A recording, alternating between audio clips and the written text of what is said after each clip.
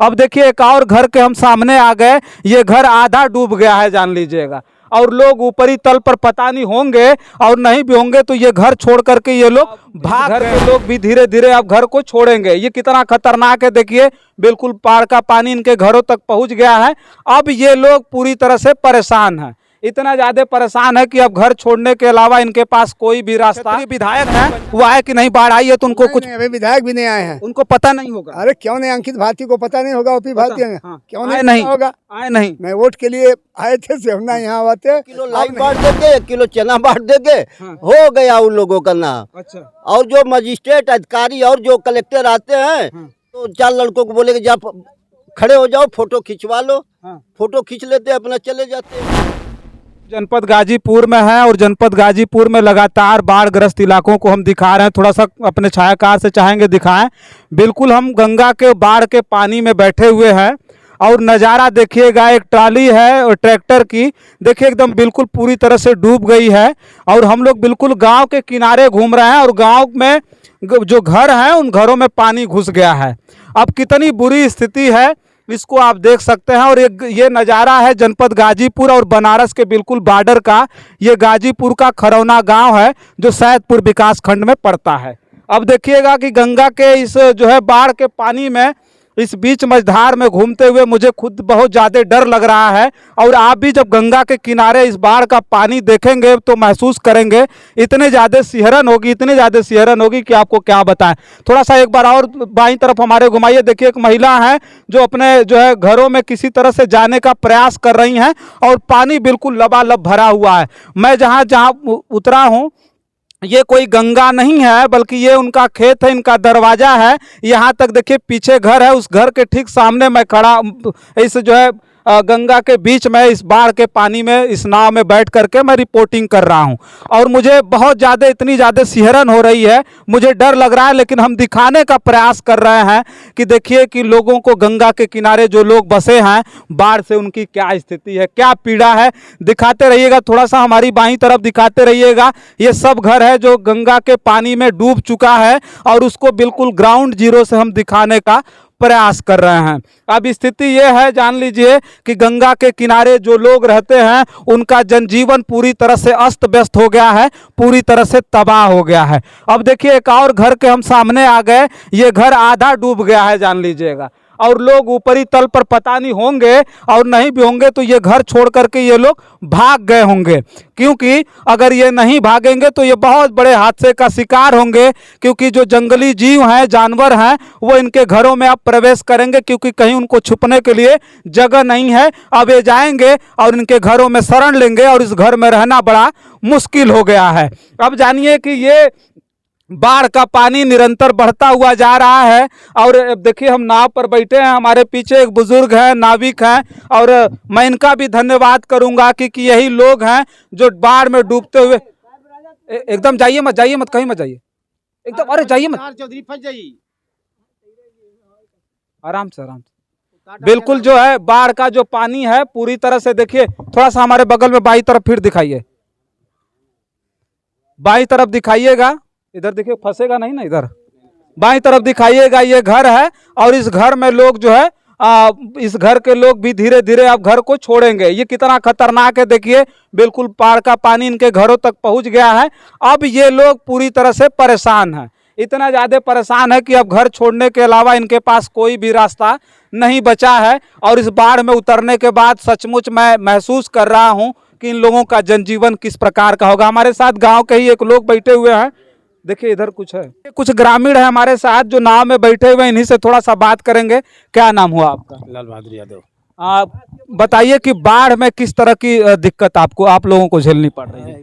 देख रहे हैं आप तो खुद ही देख रहे हैं, झेलनी तो पड़ रही, दिक्कत झेलनी पड़ रही है। जी जी, क्या करेंगे? अच्छा, बाढ़ राहत के नाम पर शासन प्रशासन की तरफ से कोई आप लोगों कुछ नहीं हुआ है, कुछ नहीं हुआ अभी तक तो कुछ नहीं। अच्छा, ये हम जहाँ घूम रहे हैं तो पूरी तरह से मैं देख रहा हूँ कि पूरी तरह से घेरा लगा हुआ है, तो ये सब खेतियाँ होती होंगी इसमें? सब खेती होती है, पूरा वहाँ तक खेती होती है। वो नाव दिख रहे हैं बबूर, वहाँ वो बबूर खेत हम लोगों का बबूर है वो। अच्छा, वहाँ तो खेती सब होती है, सब बजरा था, सब उड़ गया, देख रहे हैं लोग, अच्छा, खंबा गाड़ा हुआ, सब घेरे थे तार से। हाँ, सब डूब गया। सब डूब गया। इधर सब्जी उब्जी भी होती है? सब्जी उब्जी भी होती है, देखो इधर भी अच्छा। पानी हो गया अंदर से।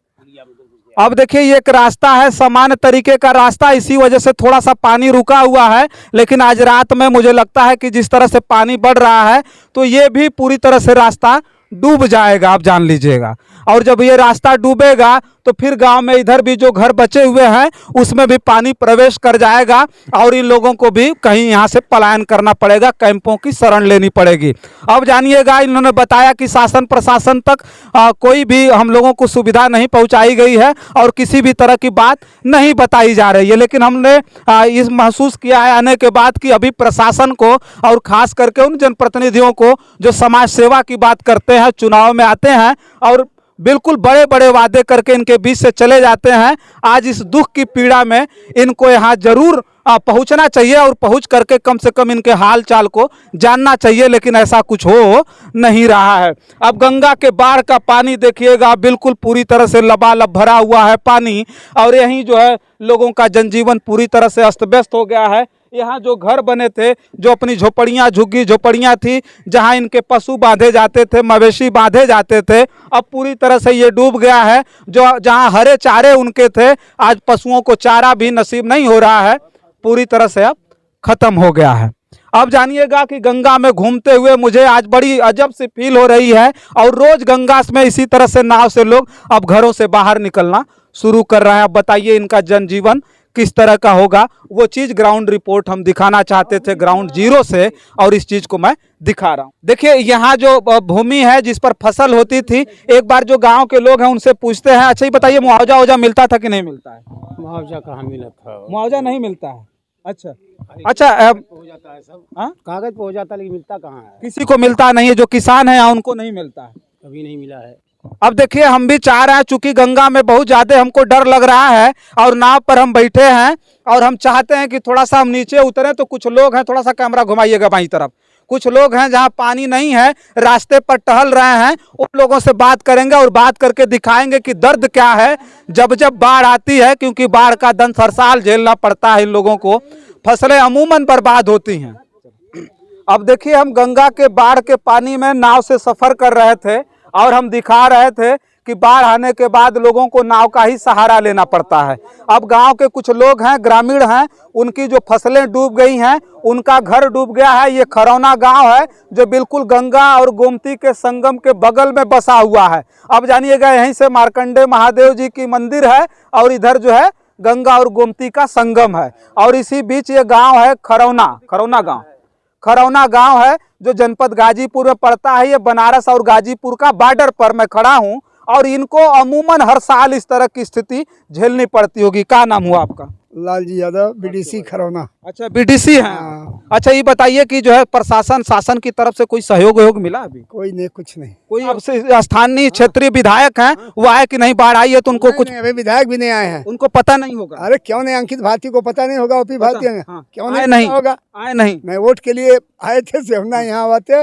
अब नहीं आते हैं। अच्छा। कहीं उनको आना चाहिए, क्यों नहीं आएंगे भाई? अच्छा उनको आना चाहिए लेकिन नहीं आ रहे हैं। विधायक जी एसी में सोते होंगे और बड़ी सोसाइटियों में रहने के बाद जब गांव में आप आएंगे ना, इस समय बाढ़ का पानी आ गया है और ये गंदा पानी आकर के गांव में लगेगा, गांव के लोगों को बीमारियों का सामना करना पड़ेगा। अब जान लीजिए कि गांव के लोग तरह तरह की स्थिति पैदा हो रही है इनके बीच में, इनका जनजीवन पूरी तरह से तबाह हो गया है। लेकिन आपको इन गांव में आना चाहिए था और आकर के एक बार पूछना चाहिए था कि आप गांव में रहते हैं, आप हमको विधायक आपने चुना है, क्या क्या दिक्कतें आ रही हैं, आपसे अगर व्यवस्था नहीं होगी तो शासन प्रशासन तक को चेताने की जिम्मेदारी किसकी है? इस बात को मैं पूछना चाहता हूं। तो आना चाहिए था कि नहीं आना चाहिए था? अरे आना चाहिए, लेकिन नहीं आए। हम लोग वोट दिए हैं, क्यों दिए? हम लोग की मदद करें, जो सहायता हो करें, जा करके देखें, ये सब होना चाहिए। बिल्कुल। अच्छा ये बताइए फसल जब डूब जाती है, हर साल ये दंश झेलना पड़ता है गांव के लोगों को, इसका मुआवजा मिलता है कि नहीं? नहीं नहीं मिलता। नहीं। लेखपाल आते हैं? लेखपाल आते हैं, लोग देख करके लिख पढ़ के ले आते हैं, कुछ नहीं कोई, लेकिन कुछ मदद नहीं मिलती है। अच्छा कोई मदद नहीं मिलती है। हाँ। ये सबसे बड़ा दर्द है कि जो हमारी फसलें नष्ट हो रही हैं उन पर कोई मुआवजा नहीं मिल रहा, बल्कि नाम हर साल लिख करके जाता है और राहत सामग्रियां जो आती हैं और राहत के नाम पर जो कोष आता है, मुआवजा आता होगा, उस पर बंदरबाट हो रहा है, भ्रष्टाचार हो रहा है। सही कह रहे हैं गलत कर रहे हैं? सही कह रहे हैं। अच्छा सही कह रहे हैं। गांव के लोग हैं। नाम किलो पारस यादव। अच्छा 2 किलो लाइव बांट देके 1 किलो चना बांट देके हो गया उन लोगों का नाम। अच्छा और जो मजिस्ट्रेट अधिकारी और जो कलेक्टर आते हैं वो बस देख के चले जाते हैं और 2-4 लड़कों को बोले कि जा खड़े हो जाओ, फोटो खिंचवा लो। फोटो खींच लेते हैं, अपना चले जाते हैं। अब सुनिएगा, अब डीएम साहब शायद आपको ये बात समझ में नहीं आएगा, और सीएम साहब एक बात और कहना चाहते हैं। लाई नमकीन बांटने के लिए यहाँ जनप्रतिनिधि या कोई छोटा अधिकारी यहाँ आते हैं और नमकीन और लाई फेंक करके चले जाते हैं और गांव के मोहल्लों के बच्चों को खड़ा करके फोटो खिंचवाते हैं। तो प्रशासन से कोई दिक्कत है? प्रशासन से क्यों नहीं, कोई मदद नहीं करती है। और एक तो बिजली भी, पुलिस वाले भैया आए, इनसे कोई दिक्कत? इनसे क्या दिक्कत है? ये तो आ रहे हैं, बता रहे हैं लोगों तो को आ रहे हैं, क्या है इनसे? क्या दिक्कत है? लेकिन अभी जो राहत सामग्री आनी है वो सब कुछ मिलता उलता कुछ नहीं मिला अभी, आज तक तो कुछ मिला ही नहीं। तब कहाँ से आज तक मिला ही नहीं। क्या नाम है आपका? मनोज कुमार। आप क्या दिक्कत होती है? दिक्कत तो ये सबसे ज्यादा यही सब हो रही है, और बाथरूम टॉयलेट का भी ज्यादा हो रही है। अच्छा, टॉयलेट की जगह हाँ, नहीं है। अभी तो हम बाहर अंदर निकले हैं, बाहर में हाँ। पेशाब करने के लिए ले गए, लेकिन पानी के अंदर ही किया पेशाब। अब क्या करें, कहीं जगह नहीं है, कुछ नहीं है। ये समस्या पूरे गांव की है, हमारी नहीं है। जितने भी घर डूबे हुए हैं सबके वही हिसाब ने। अभी थोड़ा सा यही जमीन बचा हुआ है, इधर लेडीज भी आती हैं, इधर जेंट्स भी आते हैं, दोनों एक ही साथ। घर में टॉयलेट नहीं है? घर में किसी किसी का टॉयलेट है, किसी का नहीं है। अच्छा, तो अभी मोदी जी ने अभी घर घर शौचालय बनवाया गंगा के किनारे खास रूप से। सर वो अगर शौचालय बनाया गया जहाँ पे, वो भी डूब चुका है। अच्छा, डूब चुका है तो वो कहाँ जाएंगे, बैठने लायक नहीं है। अब देखिएगा जो शौचालय है, और प्रधानमंत्री जी बड़े बड़े नारे लगे थे स्वच्छ भारत अभियान का, अब जो शौचालय है वो भी गांव के लोगों का डूब गया है। ये लोग हैं, हो सकता है कि सड़क क्रॉस करके दूसरे तरफ चले जा सकते हैं, और उधर भी पानियों से भरा हुआ है, क्योंकि यहीं क्रॉस करेंगे तो उधर भी बाढ़ है चारों तरफ। अब जान लीजिए महिलाओं को सबसे ज्यादा प्रॉब्लम हो रही है, और नगर निगम बहुत दूर नहीं है यहाँ से, और उस तरह की व्यवस्था की जाए जो चलता फिरता शौचालय है इन गाँव में लगाया जाए, बाढ़ इलाकों में लगाया जाए, क्योंकि बहुत जरूरी है, जान लीजिएगा। लेकिन इस तरह की कोई सुविधा गाँव में नहीं मिल रही है। ये सर सख्त होना चाहिए, सुविधा जरूर देना चाहिए टॉयलेट और बाथरूम की। ये सरकारी लैट्रिन के लिए हमेशा लिख करके जाता है, उसका था नहीं चलता कि क्या होता है। अभी चलता फिरता आना चाहिए यहाँ। नहीं, कहाँ आना चाहिए, आने चाहिए इमरजेंसी में। अभी बाढ़ में लेडीज और जेंट्स बच्चे, ये लोग कहाँ जाएंगे? इमरजेंसी वाला आना चाहिए, चलता फिरता टॉयलेट। क्योंकि सड़क पर लगा दे, गाँव के बीच में कहीं लगा दे, कहीं भी जगह देख के लगा दीजिए जो कि आदमी को सुविधा मिले। अब बाढ़ चले जाने पर अपने वापस चले जाए, कोई समस्या नहीं होगी। अभी तो ज़्यादा कठिन समस्या है, बहुत कठिन। अभी देखिए थोड़ी देर के बाद सारे लेडीज इधर आएंगे और जेंट्स भी आएंगे, सड़क पर करेंगे, लेकिन कहाँ जाएंगे? समस्या ये भी है बहुत। अब सबसे बड़ी समस्या खरौना में आने के बाद पता चला, ये बात पटना में भी लोगों ने कहा था कि भैया शौचालय के लिए सबसे ज़्यादा दिक्कत है, और मैं कह रहा हूं कि महिलाओं को सबसे ज़्यादा दिक्कतों का सामना करना पड़ रहा है। लेकिन इसको तो कम से कम समझना चाहिए जिम्मेदार अधिकारियों को, जिनकी ड्यूटी लगाई गई है, कम से कम उस चीज़ की व्यवस्था हो। और हर गाँव में जो बाढ़ इलाकों में गाँव है जहाँ शौचालय की दिक्कत आ रही है, कम से कम उसमें वो शौचालय की व्यवस्था की जाए, क्योंकि शौचालय की जब तक व्यवस्था नहीं होगी तो इनका जनजीवन और बुरी तरह से प्रभावित होने वाला है।